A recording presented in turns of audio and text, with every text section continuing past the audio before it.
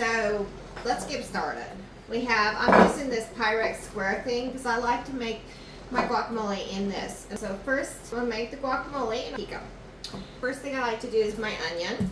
There are few little tips about onions. One, if you're not going to use the whole onion, don't cut the root. Okay? When you cut this root off, it releases all the juices, and that's what makes you cry. I'm going to use the whole onion, so I'm going to cut it off. But if you're not going to, just leave it.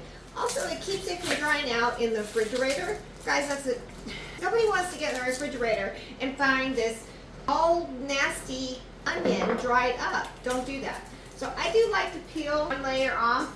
I know it's not frugal, but guys, that's the way I am. I don't like the layer. I like to take one layer off underneath the thin layer. It's a personal preference. So we're going to use our food chopper. You can chop inside of it, but I'm not going to. I love food choppers. They come apart on the top rack of your dishwasher. Look at that. The longer you chop, the smaller it gets. So guys, don't make onion juice. You need to have your onions minced, not juiced. And I can tell you guys, it will make juice. So there's our onion for our guacamole. Now, obviously, I don't want as much onion in my guacamole, so I don't put as much into it. Our next thing we're going to want to add, and this is a personal preference, guys. I like to wear gloves when I play with jalapenos. I don't like later on rubbing my eyes, or I have a lot of allergies, so I'm always rubbing water out of my eyes. I don't like getting attacked by my jalapeno later. So for jalapenos, I just take the top off in half, de-seed them. You don't want the seeds. Seeds will make it hotter. So I'm going to do 2 jalapenos for this because one is going to go in my guac and the other one goes in my pico. And you want to make sure you have all that cleaned out of there, okay? If one seed gets in there, it's not the end of the world. Now, I like to slice it into thin slices before I cut it up with my food chopper. It's just a personal preference. Once again, guys, the food chopper would do it without doing this, but I'm a person with habits, guys, and there's nothing wrong with it. You can do it any way you want. So let's get this in here. See, that makes a nicer size. Yes, you could do that with your knife, but it would take longer. And girl, I got things to do. It's things. I like to cook, but I also like to do other stuff. So I'm going to put some in our guac, not too much. You get the history here.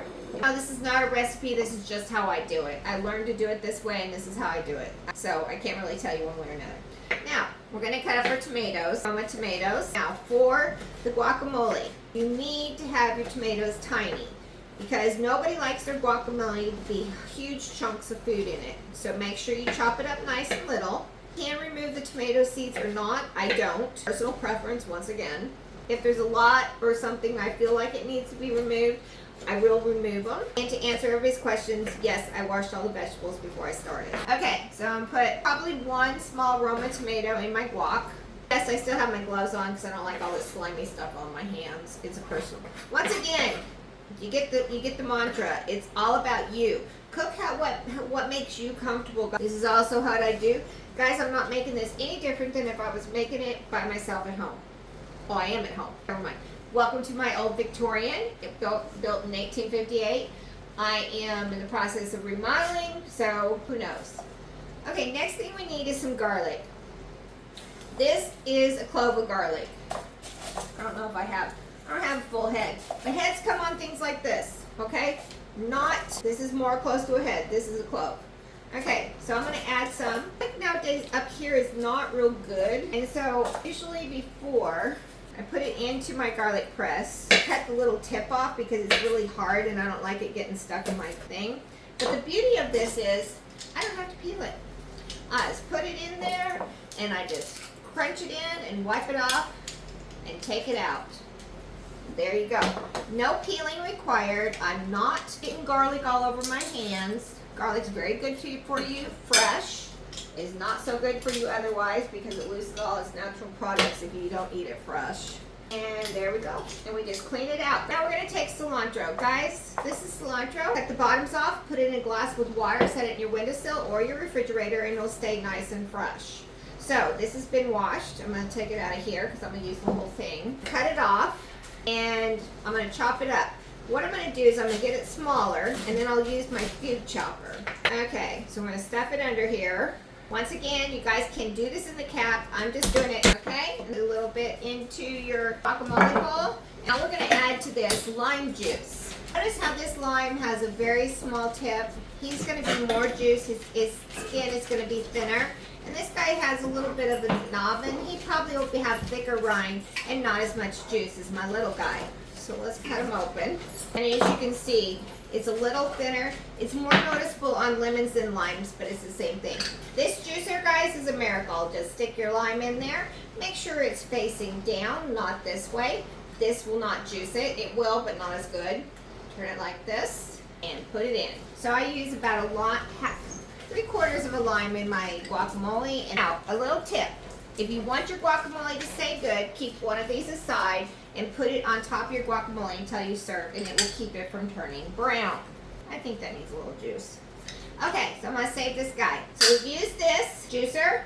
Okay, our avocados. Now, when you're cutting an avocado, guys, cut around like this. Around again. And you have quarters. Okay, you can't, this way you don't hurt yourself trying to take the seed out. Now you notice this has a bad spot on it. That happens. Just take your peels off. Peels usually will come off real easily. And then throw it into your guacamole pan. And I'm probably going to put, depending on how much I have to cut off, because up here in Massachusetts, guys, it's really hard to find good avocados. So I have to make do with what I can find. Sometimes you don't get the best things. I miss the great produce in Texas. Okay, let's cut ourselves another one. Avocados are ripe when they're soft to the touch. And when you say, how can you tell it's soft? Guys, when you press with your finger, it will be softer, okay? You will know. Want it to be soft to your touch. If it's not, when you open it, it's going to be rubbery and nasty and no flavor, okay?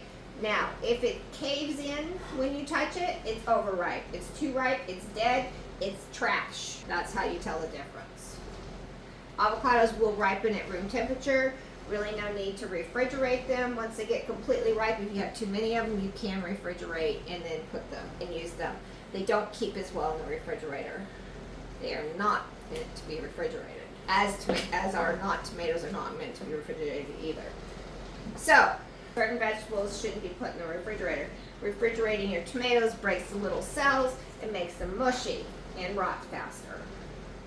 They will last longer on the counter. And I don't even have AC. So, you know, I live in an old house. As I told you guys, I live in an old house, and old houses don't have. I could have AC in, but I don't want to ruin the charm of it. The whole idea is having a Victorian. Okay, so that looks like enough avocado. So now I will get rid of my lovely glamorous gloves and move this aside. And you're going to add salt. Add generously. Avocados use a lot of salt, okay? Don't be too shallow with it. Mix it up. There you go. And then I like to get a spoon and taste to make sure I've added enough salt, because guacamole has the best flavor when it's the right amount of salt. Perfect. Ready for taco night?